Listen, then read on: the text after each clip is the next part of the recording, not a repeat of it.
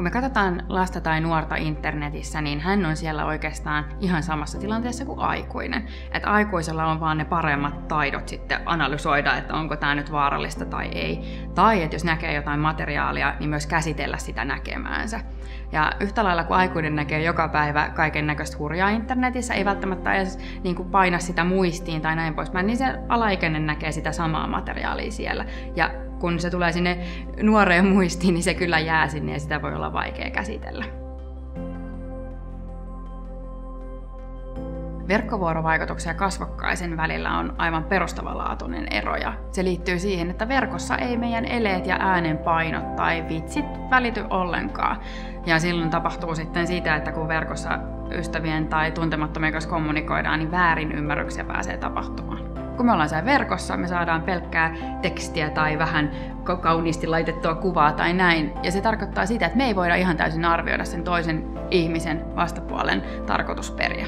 Ja tämä johtaa siihen, että välillä väärin tulkitaan toisiamme. On sitä, että en osaa vaikka muotoilla asiaa ihan niin hyvin kuin pitäisi, tai sitten että luen sen niin kiireessä sen, mitä sieltä on tullut, että ymmärrän sen väärin ja vaikka provosoidun siitä. Ehkä se realiteetti, missä meidän kaikkien pitäisi olla kiinni, että siellä on ihmisiä siellä ruutujen takana, ja että meidän pitää kunnioittaa niitä ihan samalla tavalla kuin tälleen kasvokkain.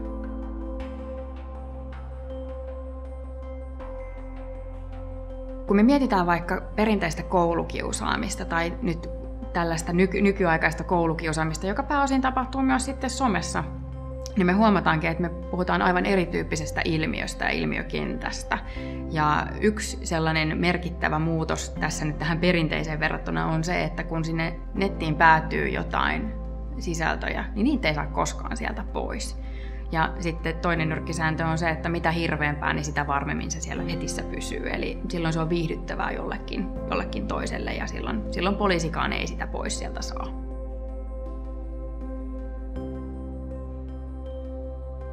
Somessa ihmistä häiriköidään tai kiusataan, niin sillä on semmoinen psykologinen tietynlainen haavoittuvuus pelissä. Ja se tarkoittaa sitä, että ihmisen digitaalinen identiteetti tai semmoinen jalanjälki on aika pitkä. Ja nykyisillä junioreilla voidaan ajatella, että he on syntynyt siihen, kun sitä identiteettiä, joka siellä näkyy, loukataan jollain tavalla, niin loukataan sen ihmisen koko sitä pitkää historiaa ja myös tulevaisuutta. Eli se, että asioita, jotka voidaan liittää sun nimeen ja löytää vaikka Google-haulla myöhemmin, niin on niitä aika raskas kantaa, jos siellä tulee tämmöisiä nöyryyttäviä tempauksia väliin.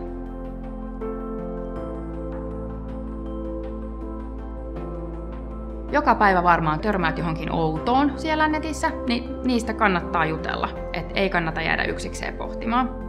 Toinen hyvä turvataito on sellainen, että jos näkee jotain epäilyttävää tai johonkin vaikka kaveriin kohdistuu jotain, niin raportoi sinne alustalle, missä se tapahtuu. Eli se on ihan ensimmäinen tehtävä. Se tarkoittaa sitä, että silloin se alustan ylläpito saa tietää, että siellä tapahtuu jotain epäilyttävää ja he mahdollisesti poistaa sen. Sitten mitä voi tehdä, on kysyä vaikka neuvoa someturvasta tai muilta tahoilta, jotka tarjoaa apua tällaisissa jutuissa. Ja sitten jos menee ihan hurjaksi, eli nyt näkee, että siinä on oikeasti sellainen vaara, että sulle saattaa koitua tästä jotain lisähankaluuksia, niin silloin se poliisi on yleensä myös tosi hyvä paikka. Sosiaalipsykologina mä ajattelen, että lapsen ja aikuisen välinen vuorovaikutus on aina avain johonkin ratkaisuun, mutta esimerkiksi näissä verkkohäiriköinnin tilanteissa, että silloin kun tapahtuu jotain tosi vakavaa, niin tilanne on se, että sitä lasta ei kannata pyytää tai odottaa, että se kertoo ennen kuin jotain on tapahtunut. Että ne merkit, mitä siitä lapsesta näkyy ehkä sitten vaikka käyttäytymisen perusteella, saattaa puhua paljon enemmän kuin sanat. Poikkeava käytös on yleensä aina hyvä indikaattori siitä, että jotain on pielessä. Mietitään sitä verkkohäiriköintiä, niin varmaan 2 asiaa ainakin on sellaisia helppoja, mihin kuka tahansa voi tänään tarttua. Ja yksi niistä on se, että ylipäätään jos siellä verkossa, somessa, peleissä tapahtuu jotain epämiellyttävää, loukkaavaa, sellaista, mikä tuntuu, että ei ole oikein, niin silloin siihen kannattaa hakea apua. Eli kaikkea ei tarvitse kärsiä siellä ja se on oikeastaan virhe lähteä kärsimään, koska silloin sä et pidä kiinni sun omista rajoista ja hyvinvoinnista.